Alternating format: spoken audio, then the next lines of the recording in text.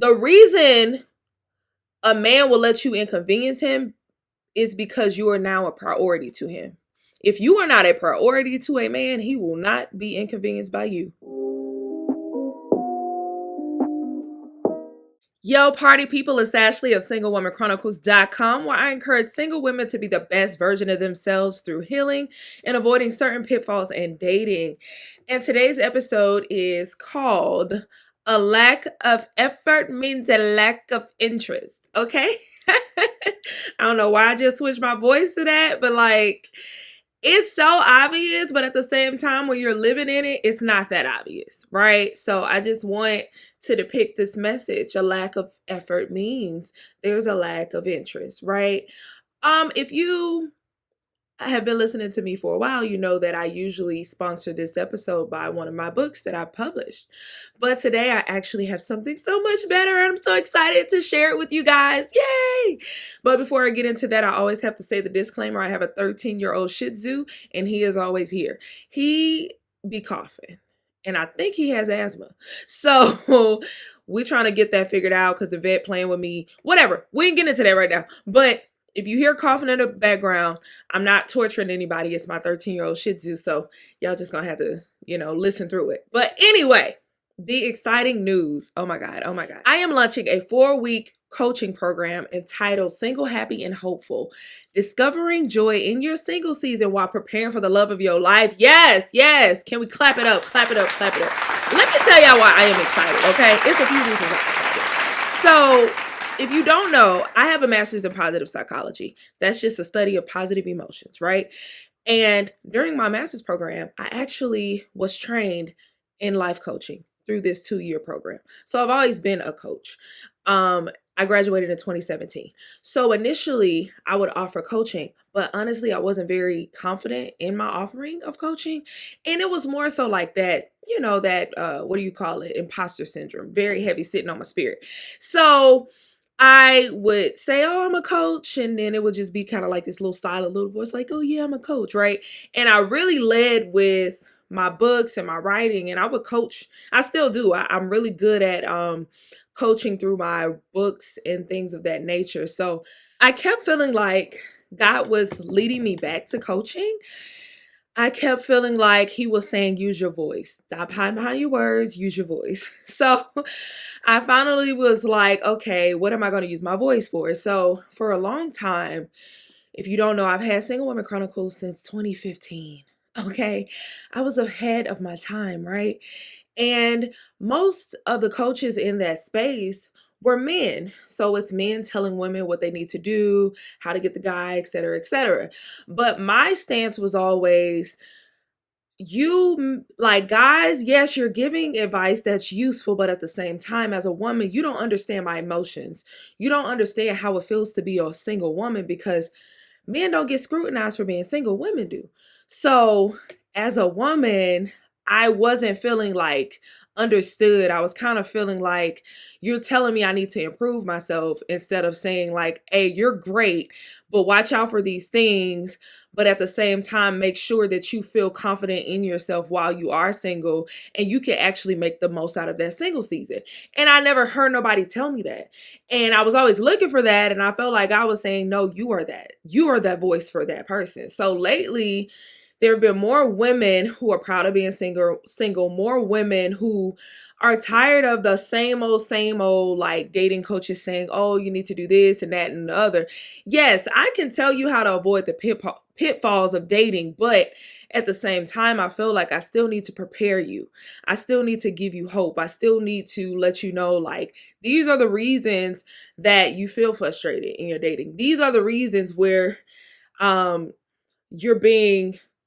you're feeling like drained and you're feeling like, oh my God, I quit. I don't even want to date no more. Like, these are the reasons. And I'm excited about Single, Happy, and Hopeful because that's what it does. So the program, again, is 4 weeks. So week 1, we're going to uncover reasons behind why you may feel miserable. So we're going to uncover patterns. We're going to uncover like your needs and just certain things so we can figure out, okay, what's the starting point? Where am I right now? Then in week 2, we're going to help you. I keep saying we because this is a collaborative effort. It's me leading, but at the same time, you participating. So week 2, we're going to teach you how to build an unshakable self-worth. I feel like your self-worth is your most powerful asset in dating, because when you are unbreakable, when you know that you are a great catch, can't nobody dusty, musty son tell you that you're not. You're going to keep getting up and going out there. And week 3, we're going to build dating resilience. Dating resilience is your ability to bounce back from in dating. After any dating disappointment, you're not about to be saying, oh, I quit dating no more. You're not doing that. You bouncing right back and you going on to the next guy, because we ain't got time for that. And then in week 4, we're going to envision a new, brighter, wonderful love life for you, because guess what? You deserve it. You can be single and happy, but at the same time hoping for a great husband. I feel like there are 2 extremes now. It's like either you're super okay, independent, great, and you love your single life, or you just hate it and you dread it. And there's a happy medium. You know what I mean? There is a space where you can love your single life, but at the same time be hoping for a husband. You know what I mean? You don't have to hate being single and that's when you hope for a husband. No, you can love being single and still have hope for a true love, right? Okay, cool. So if you are interested, you can click the link below and learn more about it. So you'll see, like, I'm already launched, y'all. I've been ready. I've been talking about it briefly, but this is like a soft lunch, but I just want y'all to be a part of it. But I recorded a free workshop that'll kind of give you a taste, a little sprinkle of what you will be getting in Single Happy Hopeful. So the workshop is absolutely free. I'm saying about an hour. I'm lying to y'all. It is an hour. It's an hour video on YouTube. It's absolutely free. It's called Reviving Your Love Life, Overcoming Frustrations, and Rediscovering Hope in Dating. And here's a quick clip right here. Here's a quick clip right here from that workshop. Y'all go ahead and check it out. The title of this workshop is Reviving Your Love Life, Overcoming Frustration, and Rediscovering Hope in Dating. The reason I felt like this workshop was so necessary is I see so much hopelessness plaguing the single woman community right now. I've seen countless of videos of dating horror stories and how it's just awful out here. I've seen women literally crying on camera on social media saying like, another failed situationship, I'm tired of this. And I've literally seen women lose 100% hope on love itself, saying things like, you know what, I just don't think love is for me.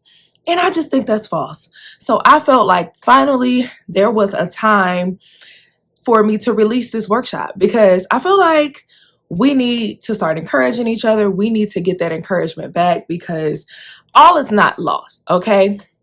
And I feel like society likes to tell us we overreacting, or we craving attention, or we doing too much because we're talking about our frustrations. And I believe that's a lie. I actually think a lot more of us are frustrated in our single season, but we're just suffering in silence, thinking, okay, well, maybe I am overreacting. Maybe you are not. You are not emotional for feeling frustrated. You're not emotional for thinking things like being doubtful that your person is out there, being confused and asking yourself, like, why am I single? Is it me? Like, is there something going on? You're not crazy for continuing to hope and wait for love and wait for that knight in shining armor, for that real love that you've been hoping and craving for, especially in a society that makes it seem like real love is going out of style, because it's all kinds of stuff out here, Chad.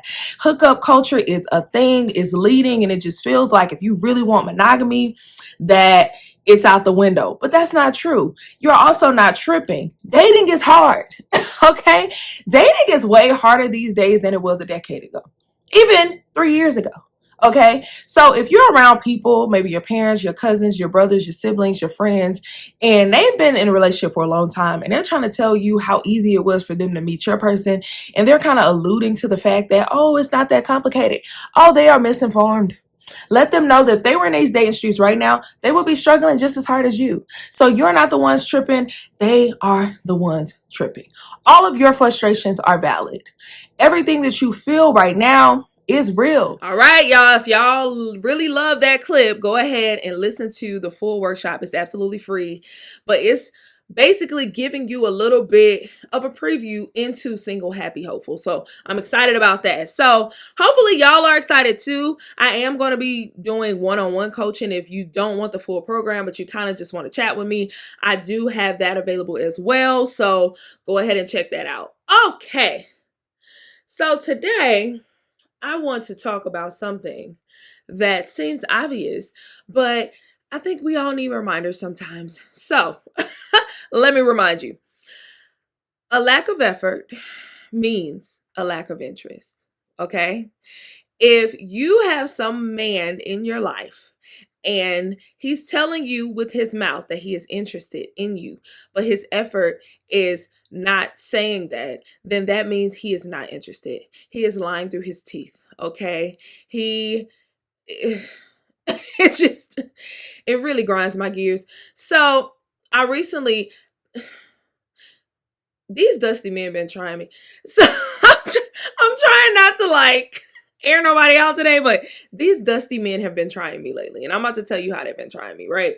So I had recently had a spin the blocker come back around. Now, I don't do spin the blocks, but I'm not even going to lie. I was tempted because I was going through a little bit of single fatigue. I done told y'all single fatigue is when you just get tired of being single and you just, say yes to whoever's like seems the most interesting at the time. So I was going through a little bit of single fatigue and I didn't like how his and I's situation ended.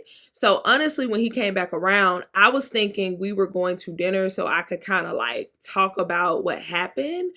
But when we went to dinner, he was like, all on some, I want a second chance, I missed you, I hated how we ended, etc., etc., etc. So I'm kind of confused. I'm like, wait, what? That's not what I was expecting from this, but let me think about it. But I did tell him, I was like, honestly, I'm scared. I don't really trust you.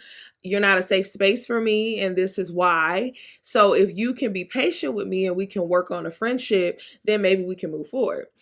And so he says, okay. But in that time that we're together that night, he's whispering all these sweet nothings in my ear, and y'all, he was selling it real heavy, and I was definitely buying it. I ain't even gonna lie to y'all, because he was just saying stuff like, to me, you're already mine. I miss you so much. I'm so happy you gave me a second chance.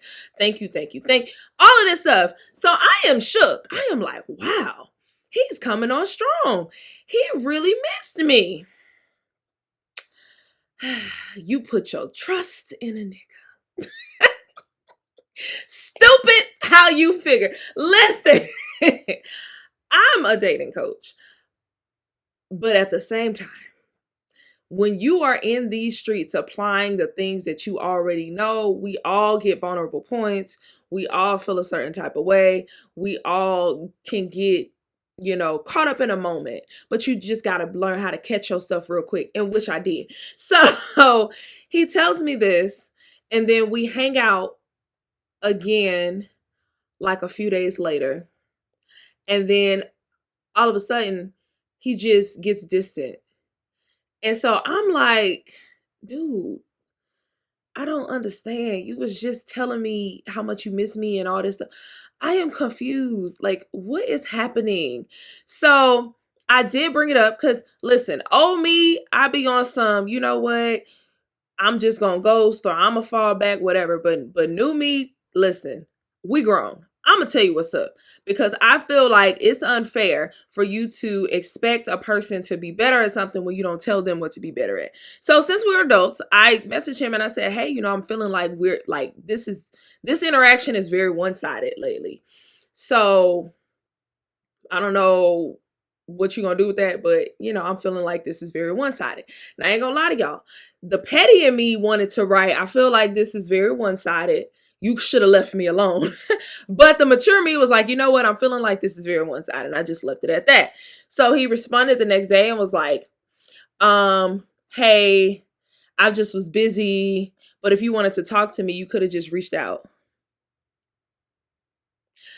I said, thumbs up. I'll keep that in mind. Haven't heard from him since.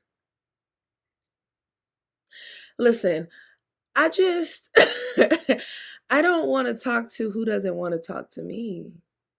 Like, if you really are interested in me, you would want to talk to me. If you really miss me, you would want to see me. If you really want to be a part of my life, you would be a part of my life. But if you are not, that's a clear-cut sign that you are not interested. Everything you said to me, maybe you believed it in a moment, maybe you didn't. Maybe it was all a lie. I don't know. But again, I don't play mental gymnastics with nobody. Either it is or it ain't. Either it's black and white or it's not. And that's just what it is. That's just what it is. So that's my situation. But I also been watching old episodes of Love and Hip Hop because the actor strike is still going on. Hopefully they did say something about it might be ending. But they haven't been busting out new TV shows like normal. So I've been watching old episodes of Love and Hip Hop.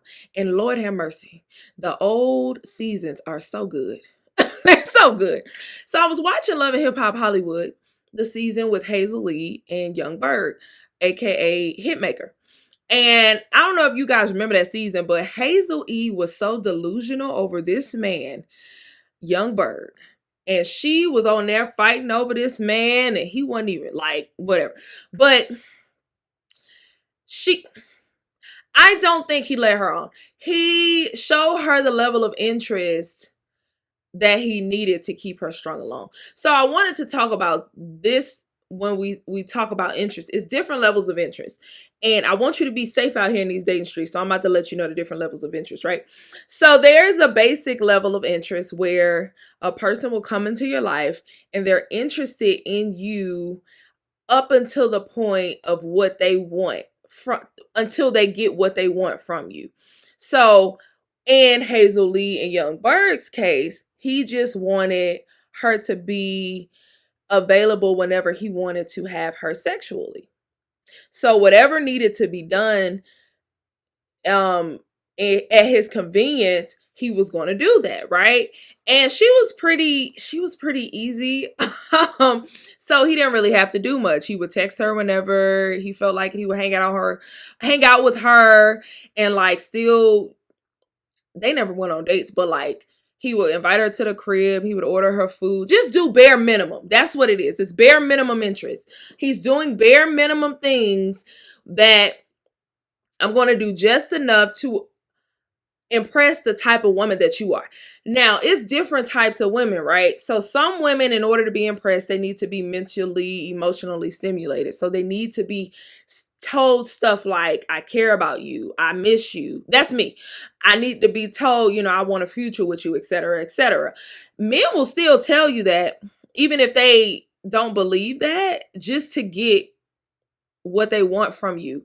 They know that that's what you need. That's their bare minimum interest. Then you got guys who they will wine and dine you. So they're going to, I'm going to take you out to this extravagant lunch or dinner or whatever, because that's bare minimum for you. It depends. You got to know the type of woman you are and what impresses you, so you can kind of know, okay, this is bare minimum interest, right? Okay. So then we got the mid-grade interest. Okay. This is the interest where he not only just wants something from you, he actually does want you in his life. He's probably just trying to figure out, okay, how much of her do I want in my life? Do I want her as a girlfriend, or do I want her just as a situationship now? So these are the people who, after those grand, bare minimum interest things, play out, they do the things to impress you, then they're going to move on to stage 2. So stage 2, they're going to be consistent. They're going to, still talk to you daily, or, every other day, or however much they feel that you got to know you. And then they're going to go along with that and keep you on this loop, because it's working for them. It's working for them. Now, the key to this stage 2, because I don't want you to get caught up in stage 2 when you think that he really, really wants something from you. This is how you know. How inconvenienced can he be by you and still show up? Is him doing all this stuff convenient, or is it inconvenient? Is it inconveniencing him in any way? Because if he's not inconvenienced at all, that he's not a level 3. A level 3er is one who actually sees a future with you, actually sees you long term, actually investing in you. They're actually interested. They're putting in effort. They are willing to be inconvenienced. If they're super duper busy, you're still a priority to them. They will stop what they're doing and answer the phone for you if they're around their homies to just tell you, hey, I'm with the boys, I'll hit you up later. Or if they're really, really sleepy, you're like, hey, I really want to see you today. They're going to figure out how I'm going to pull up on her. They're basically up your bum hole. Okay. That's what the level 3, that's what we're looking for, people. And no, I don't want you to look at it as like a love bombing thing, because again, this is consistency. Like, anybody can come into your life for the first week, the first day, the first month, the first 3 months and sell you a dream, right? But again, you got to pay attention to how like consistent are they? How much can I inconvenience them? Like, for real, because most people who only want you in their life for their benefit, they're going to run the show. They're going to take you to their favorite restaurants. They're going to take you to do things that they enjoy. They're going to hit you up in times when that's convenient for them. That's on stage 1 and stage 2. It's only going to be convenient for them. But again, stage 3ers, the real MVPs of effort, listen, they're going to bend and break their necks to be there for you at all times. Like, I'm talking, if you call them at 3 a.m. and they're on the phone. Like, hey, what's going on? What's up? I'm gonna tell you a story. So, we be forgetting stuff sometimes. And I know me, y'all know I'm a Christian, and me and the Holy Spirit, we tight. The Holy Spirit, he love reminding me of stuff. So I be saying stuff that don't be true sometimes to myself. I be saying stuff like, I've never been in a situation where a guy truly showed me like the amount of effort where I felt safe. And then my Holy Spirit was like, you was a lie. And then he brought a memory back to me. So this is a stage 3 investor of effort. Okay. This is a stage 3 example. I was dating this guy. And me and him are still cool to this day. He's a wonderful human. We just didn't work because of bad timing. I was dating him. So I went out on St. Patrick's Day. And I might have gotten a little bit too inebriated. So I Uber home. I left my phone on the counter. And I was supposed to go see him because he didn't live in Atlanta at the time. He lived in Savannah. So I was supposed to go see him the very next day. So I came home probably around 6 p.m. Me and him talked very frequently. Like, it was, what you doing? You got to make sure you text me when you get home. Like, all of this stuff. That's another thing. Men, they are definitely stage 1 men who don't walk you to your car when you leave their place, who don't make sure you made it home safely. That kind of stuff, who don't text you to make sure. Stage 1ers. Nope, lack of effort. That's little effort. Like, come on, bro. You can text me, but like, hey, you made it home. Bro, come on. So that's, lack of effort equals lack of interest. But anyway, so with this guy, he would always hit me up. So I got home about 6, 7. Again, I left my phone on the counter and I literally went straight to bed. So I fall asleep. I wake up at like 4 a.m. I go look at my phone. Listen, y'all, I made a mess. Because everyone was calling me trying to figure out where I was, because I left the spot. My girls were with me. For some reason, they thought I left with somebody because this guy was walking out talking to me, but he was next to me. They thought I left with him. I didn't. I left to go get in my Uber. He just was walking out with me. So when I got in my Uber, went home, again, I left my phone on the counter and I went to sleep. So I got like 30 missed calls, 50 text messages, like, where are you? We've been looking for you, etc., etc. So I'm like, oh my God, this is nuts. So of course, some of these calls were from him and these texts were from him. Again, it's 4 a.m. now. Y'all, I was so panicked. I called him. He answered on the first ring. This man was wide awake. He said, hello. He was upset. I said, hey, I'm so sorry. I just woke up. I left my phone. I explained it to him. And I could tell he was upset, but he believed me. He was like, yeah, I thought you was going to try to lie because I knew your phone wasn't on. You was going to say your phone went dead, but it didn't. I said, no, it didn't go dead. It was on the counter the whole time. I'm telling the truth, whatever. That man said I couldn't sleep because I didn't know if you were okay or not. That's a level 3. Listen, that's level 3. That's what you're looking for in these dating streets, okay? Okay. Now, 11 tour could possibly move to a level 3er, but still act like he's level 2. Okay.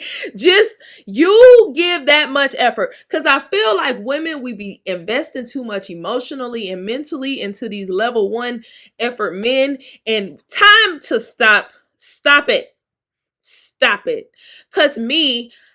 Because I need a level 3er in my life, because that is what I ultimately want, I only pay attention to people who have graduated to level 2 and working to level 3. Because let's be honest, level 3 takes a second. Like, not everybody gonna come in the gate because they're trying to see, like, is this person someone I want them for? But I am gonna be consistent enough. I am gonna, still like you and take you out and hang out with you and talk to you. But at the same time, like, I'm not the reason a man will let you inconvenience him is because you are now a priority to him. If you are not a priority to a man, he will not be inconvenienced by you. I'm gonna tell you that right now. If you are not in those top priorities, that man not finna be inconvenienced by you. He gonna get to you when he feel like it. And that's just what it is. So I'm sorry to ruffle any feathers, but that's just the truth. It's the truth. Argue with your mama. But it's the truth, okay? So again, I don't entertain level 1 effort dudes. They get cut clean off around here. I don't have time. I don't have time. You know what? I'm lying. I'm not finna lie to y'all today. I do entertain level 1 men because sometimes level 1 men can be fun, because if you trying to get, just say you're just bored and you're reaching out and you want to take me out on a night on the town, cool. That's fine. I'll take it. I'll take this free night on the town and we can hang out and then we can dap up at the end and go home. I'll take it. But I'm not investing emotionally in thinking that it's something that it's not, because it's not. It's just not what it is. So, yeah, I ain't gonna lie to y'all out here. Like, come on.